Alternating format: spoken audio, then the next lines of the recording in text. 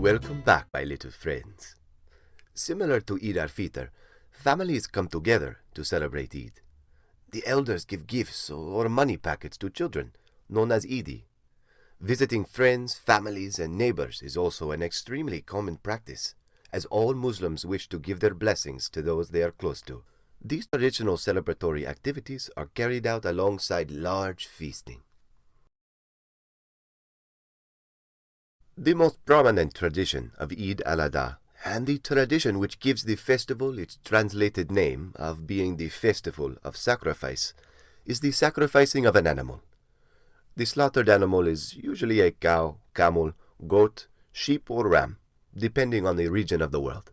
This tradition is carried out in commemoration and celebration of the trials and tribulations that Prophet Ibrahim endured as a test of his faith in God. The most notable of the trials is when Prophet Ibrahim faced the command of God to sacrifice his beloved son, whose name is believed to be Ishmael. Hello, my friends. It is me again, Hadi. Piero, here is Ardi again. She will continue the story of Eid al-Adha, as well as the food we can find during the festival. One evening, Prophet Ibrahim, a great believer in the Islamic God of Allah, had a dream in which he was sacrificing his son. Interpreting this dream as a command of God, Prophet Ibrahim made the necessary preparations to submit to God's will. The Prophet brought his son to Mount Arafat, the place where the prayers of Hajj take place for pilgrims on the 9th day. He took permission from his beloved son, Ishmael, who listened and gladly agreed, knowing that it would be a gesture with strong spiritual significance. Prophet Ibrahim had dreamt the command during the first 10 days of the month of Hajj and was a pilgrim at Mecca. During his pilgrimage, he found himself in the presence of the devil, Shaitan. The devil tempted Ibrahim and his family by trying to dissuade him from sacrificing Ishmael. These came in the form of Ibrahim's own temptation against the sacrifice, the temptation of Ibrahim's wife persuading him not to engage in the act, and Ishmael's own temptation to avoid being sacrificed. That is tough, Hardy. What did Prophet Ibrahim do in the end? Well, Piero, to resist and reject each temptation, Prophet Ibrahim pelted the devil with stones. To emulate his action, a ritual called stoning of the devil is now practiced. During Hajj, Muslim pilgrims in Mecca visit the city of Mina, where there are 3 pillars known as jamarats, representing the 3 temptations.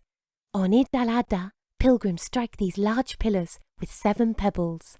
For each individual involved in the ritual, this also represents the casting aside of one's low desires, wishes, and self-motivated interests. Upon resisting these temptations, Prophet Ibrahim brought Ishmael back to Mount Arafat, ready to carry out the sacrifice. Ibrahim blindfolded himself as he did not want to see his son suffer. Taking the knife, he completed the sacrifice. However, when he removed the blindfold, he saw a dead ram, while Ishmael stood unharmed at his side. Prophet Ibrahim had passed the test. The significance of this was to show that love for God should supersede all others. However, while Prophet Ibrahim was prepared to make an ultimate sacrifice, God prevented it. That's a great story. Thanks for sharing it, Hardy. Yes, Piero, in remembrance of Prophet Ibrahim's devotion, and in hope of achieving a strengthened spiritual connection with God, Muslims all over the world sacrifice an animal during Eid al-Adha. The sacrificed animal is usually known as the qurbani. It is important that the sacrificed animal meets certain requirements, such as age. This is to ensure it is a successful and healthy sacrifice. Every year, over 100 million animals are slaughtered in celebration of Eid. Traditionally, the meat of the sacrificed animal is divided into 3 portions, 1/3 for family, 1/3 for the poor, and the remaining for friends, relatives, and neighbors.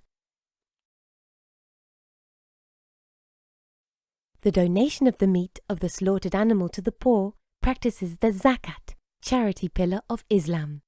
It is practiced to ensure that no impoverished person is left without an opportunity to partake in the celebration and sacrificial meal.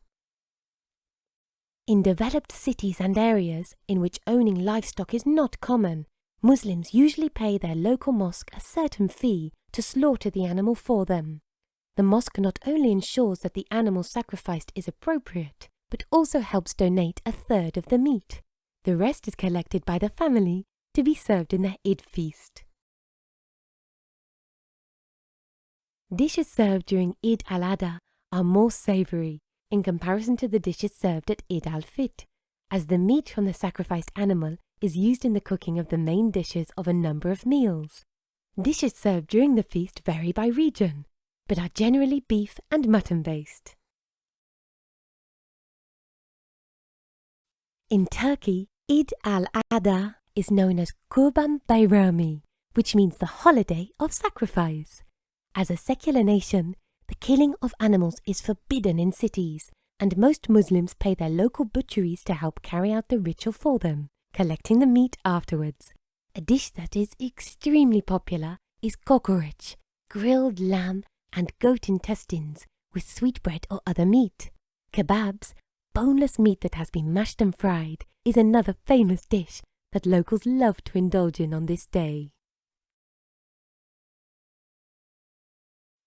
Piero and friends, now let me show you some of the food we can find during Eid al-Adha.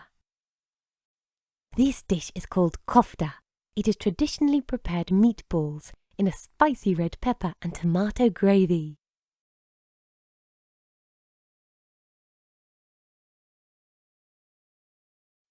This dish is a doner kebab. It is usually lamb, beef or chicken cooked on a vertical rotisserie. It is then sliced and made into a sandwich with special Turkish flatbread and vegetables. In Malaysia, Singapore and Indonesia, Eid al-Adha is known as Hari Raya Haji, which means Great Day of the Hajj, pilgrimage.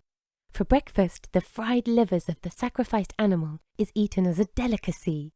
The rest of the meat is cooked and eaten during lunch and dinner in rice-based dishes, such as nasi bukhari and nasi biryani. Eid al-Adha is also celebrated by more than 18 million Muslims in China. The provinces of Ningxia and Xinjiang have a high concentration of Muslims, so it is celebrated as an official holiday. Apart from the common rituals and traditions, a Chinese ritual from the Qingming festival, also known as Tomb Sweeping Day, is incorporated into the celebration. After offering the special morning prayer, Chinese Muslims visit the graves of their ancestors to clean and offer prayer and food. This shows the convergence of religious and cultural practices.